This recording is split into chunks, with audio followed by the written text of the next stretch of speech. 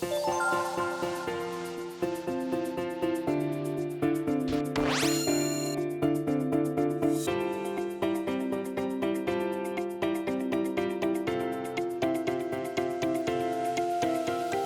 시에 뭐 여러 가지 우리나라 경제 사정이 많이 어렵습니다만은 오랜 시간 동안 또 우리 지역에 좀 근심을 드렸던 르노 삼성 노사 문제가 시간은 걸렸지만은 해결이 된 상황이고, 특히 이제 자동차 부품 관련해서 얼마 전에 코렌스라는 기업을 유치를 해서 전기 자동차 모터를 개발하고 그걸 이제 글로벌 완성차 메이커에 납품하는 그런 친환경 자동차 클러스터 만드는 구축 계획이 저희들이 좀 이제 MOU를 체결해서 이제 시작이 되었습니다. 아마 부산의 여러 가지 이제 자동차 부품 쪽에 좀 생태계를 조금 전환시킬 수 있는 좋은 계기가 된 것 같습니다. 그런 계기로 해서 오늘 토론회를 통해서 어떻게 구체적으로 부산의 자동차 부품을 좀 발전시키고 혁신시켜 나갈 것인지 좋은 의견을 좀 많이 주시고, 저희 시에서도 정책적으로 참고해서 부산의 자동차 부품이 좀 다시 제도해 갈 수 있는 좋은 계기가 되도록 하겠습니다. 그러나 최근 산업 침체로 기업 활동이 위축되고 수출이 감소하여 지역 경제 성장 정체와 산업 전반의 위기로 심화되어 왔습니다. 부산이 이러한 위기를 극복하기 위해서는 지역 산업의 현황을 종합 진단하고 실정에 맞는 혁신 방안을 도출하여 지역 주도적 정책 마련하여 실행하는 것이 시급하다고 생각됩니다. 이러한 시점에서 이번 심포지엄을 통해 지역 자동차 부품 산업이 나아가야 할 방향과 혁신 전략에 대한 심도 깊은 논의와 공감대 형성이 이루어지기를 기대합니다. 최근에 그런 것 같습니다. 자동차 부품 산업, 자동차 산업이 굉장히 어렵습니다.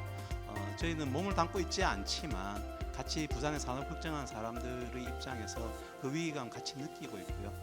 그렇지만 그 위기가 계속 위기로 남지 않고 위기를 새로운 기회로 전환시킬 수 있다면 부산이, 그리고 부산에 있는 자동차 부품 산업이 먼 미래를 같이 갈 수 있는 좋은 기회로 만들 수도 있지 않을까, 그렇게 생각을 합니다.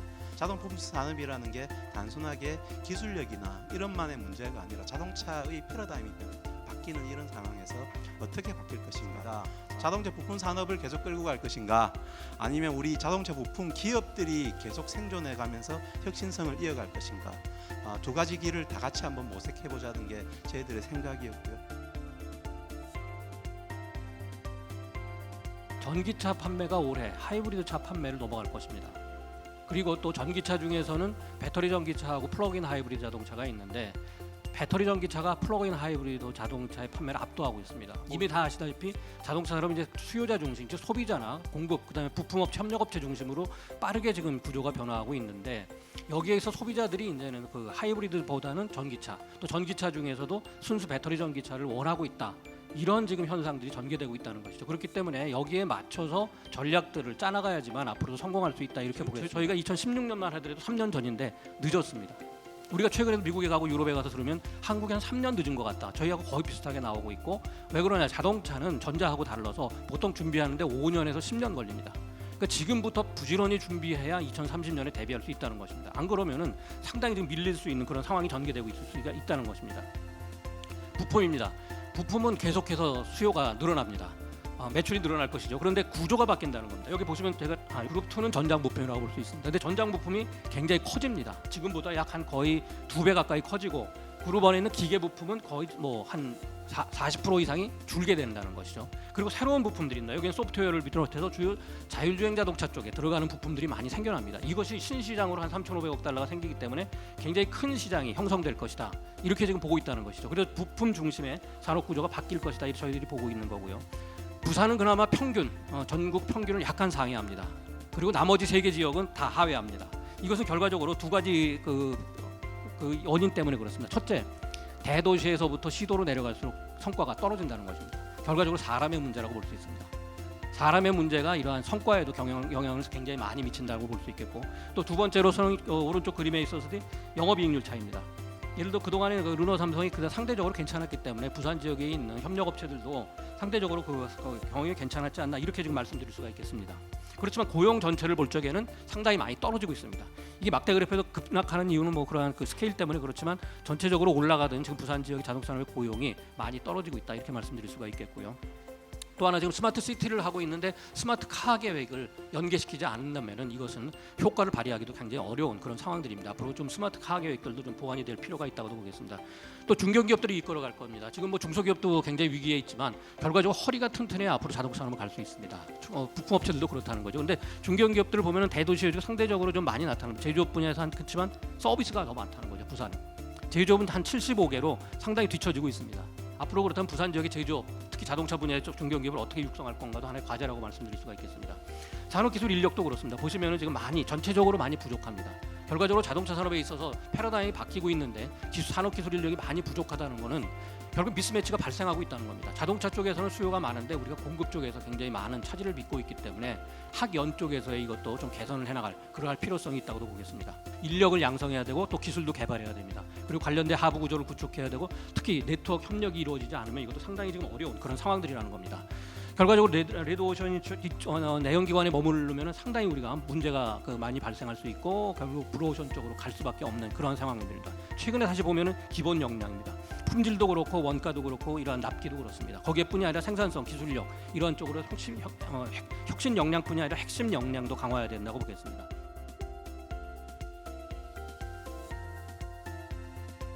다들 아시다시피 최근 이제 국내 완성차 업체의 판매 부진에 따라서 지역 부품업체가 많은 위기를 겪고 있습니다.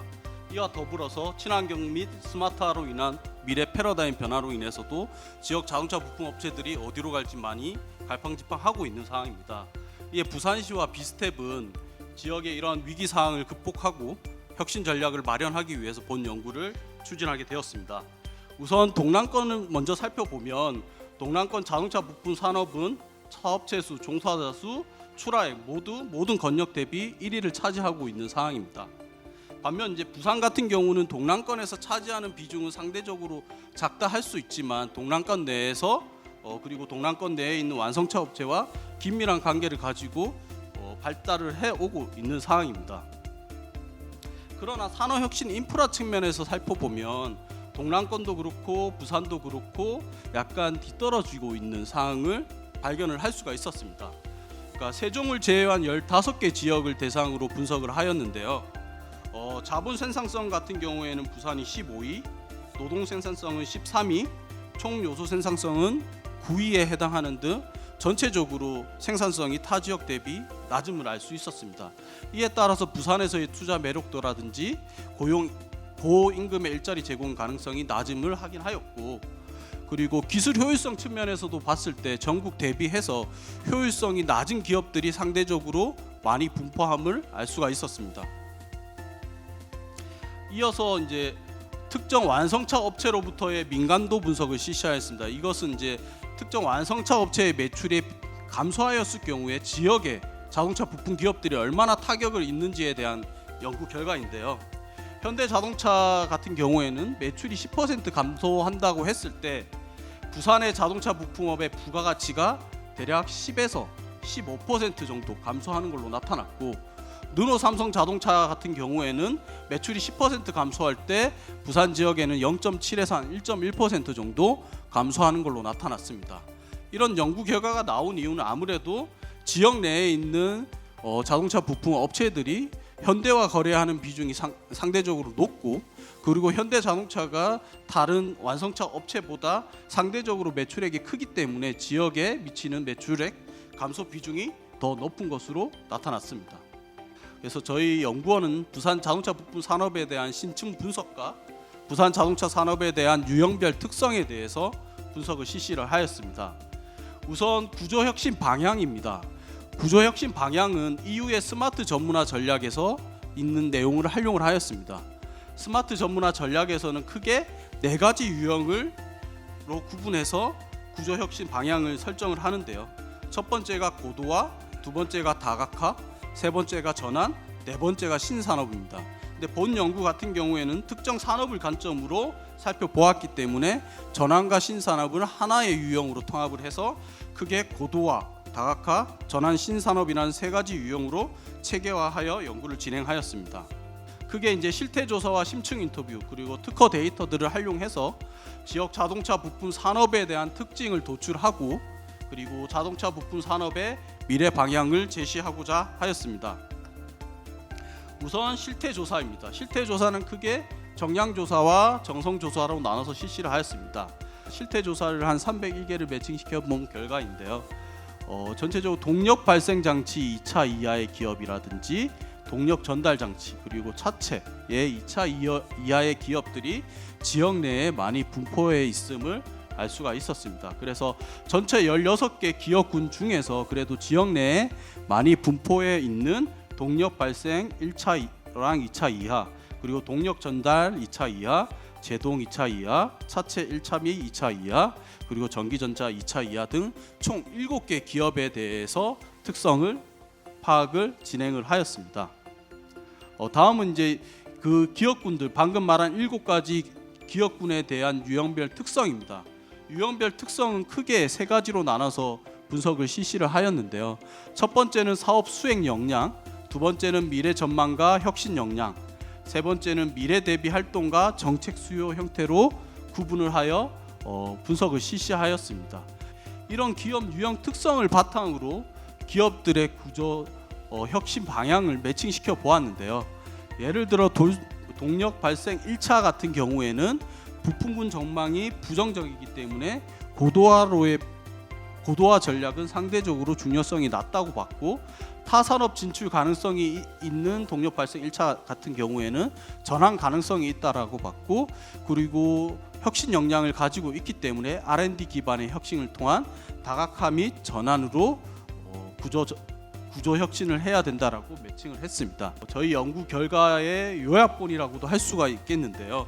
크게 앞서 말씀드린 것처럼 구조 혁신 유형을 고도화, 다각화, 전환 및 신산업 창출로 구분을 하였고 각각 3가지 혁신 전략을 제시를 하였습니다.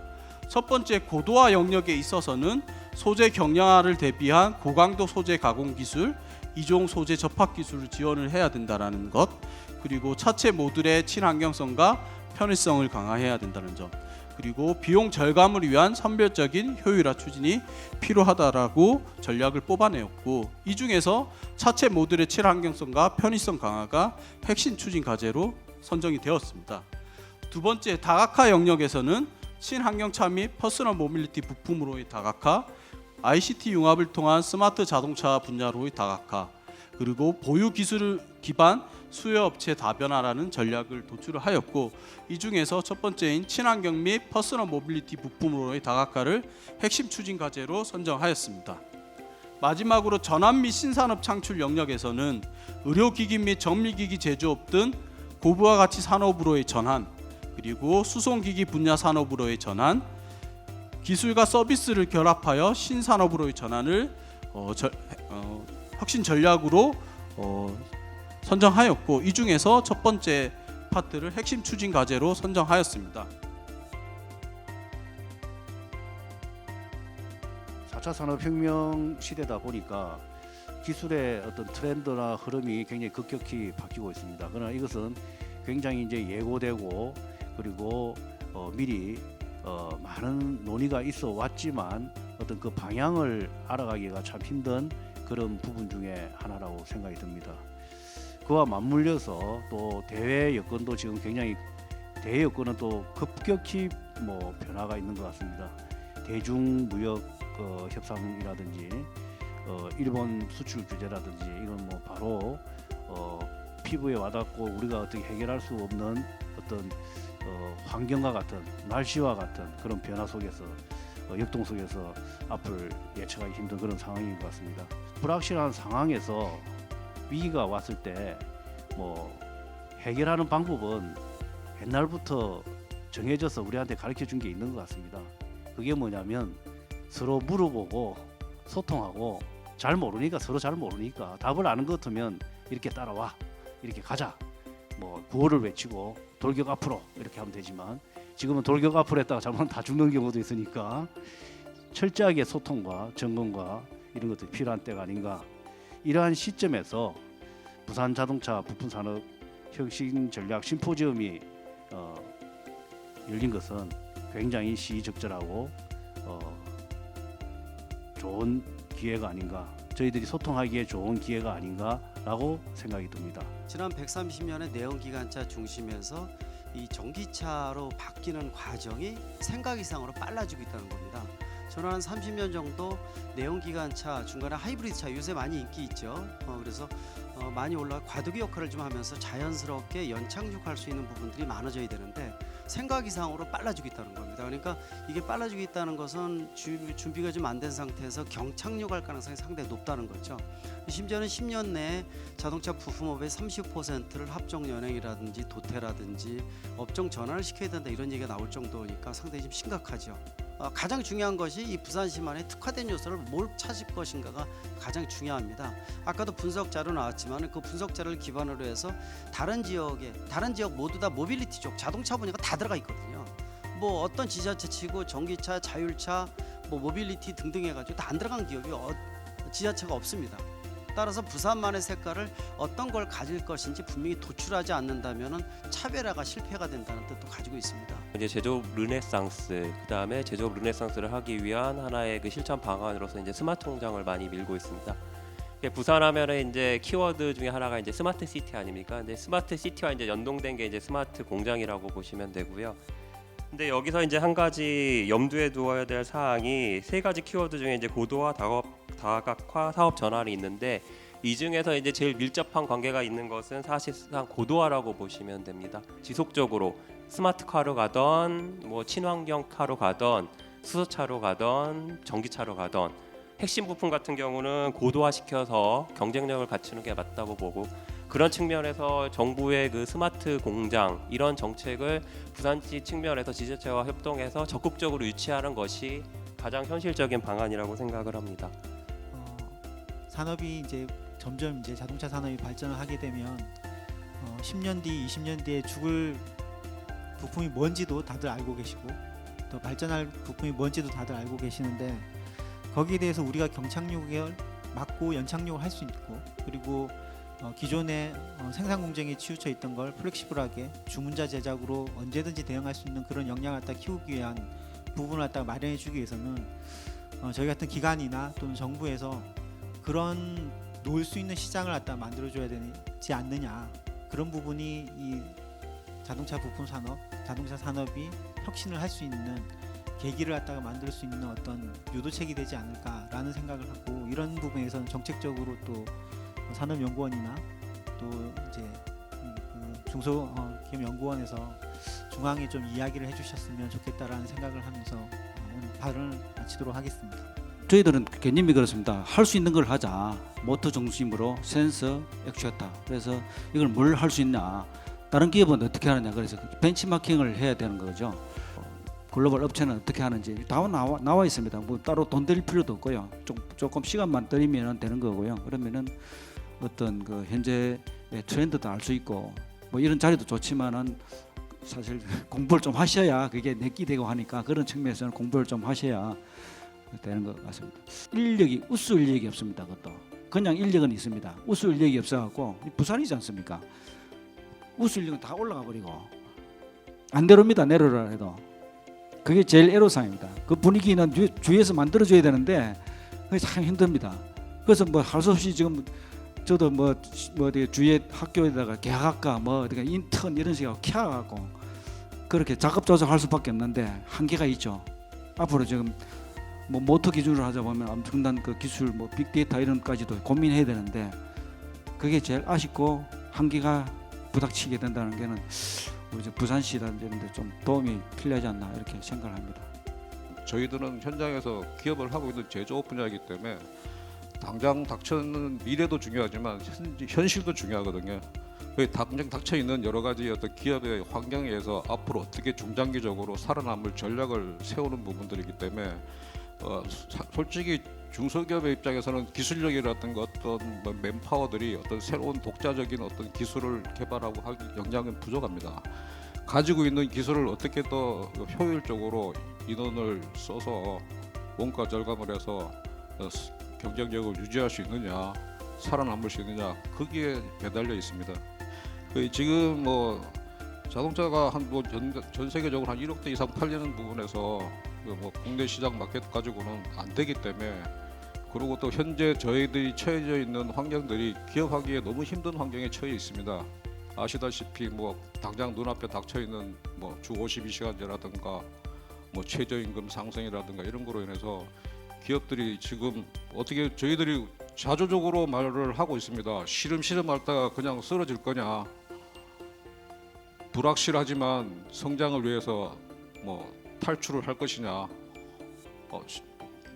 그런 얘기도 하고 있습니다. 그래서 저희 회사 같은 경우도 지금 현재 뭐 여러 가지 그 중소기업이 감당하기 굉장히 벅찬 그 환경입니다. 여러 가지 뭐 환경 규제라든가 안전 규제라든가 최저임금, 주 52시간 뭐 이런 것들로 인해서 걱정을 하고 있고요.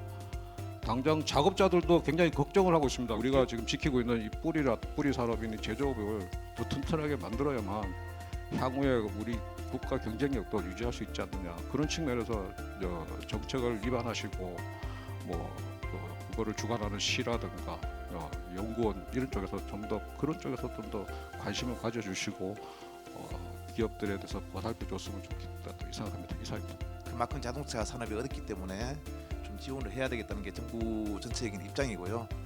그리고 이제 그만큼 이제 저희가 예산 확보를 위해서 2배 이상 확보를 위해서 최선 뭐 노력을 하고 있고, 그 다음에 또 이 예산 내용이 보면 대부분 다 오늘 얘기하였듯이 미래차 쪽으로 전기차, 자율주행차 이쪽 관련된 예산들이 많습니다.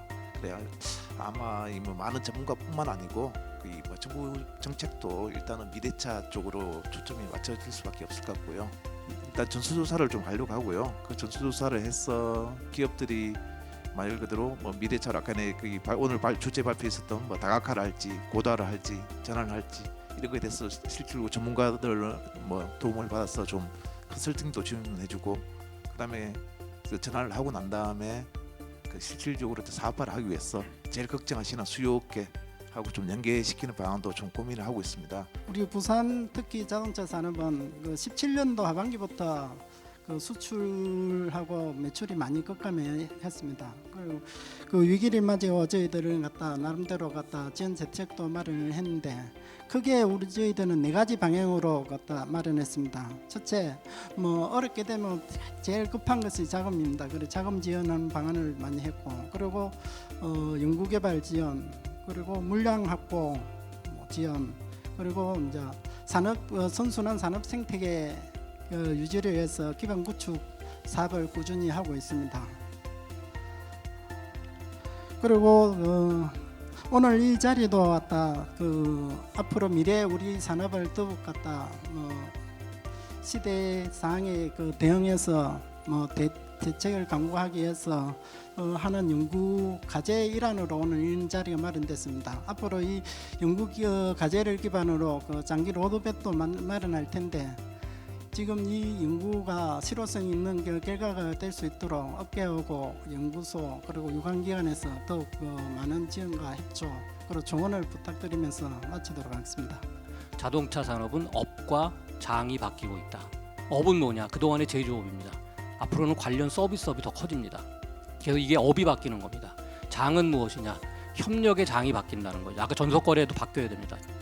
그 다음에 경쟁의 장이 바뀝니다. 지금의 업체들이 아닙니다. 해외 나가서 보면은 우리가 우버라는 얘기를 언제 들었습니다.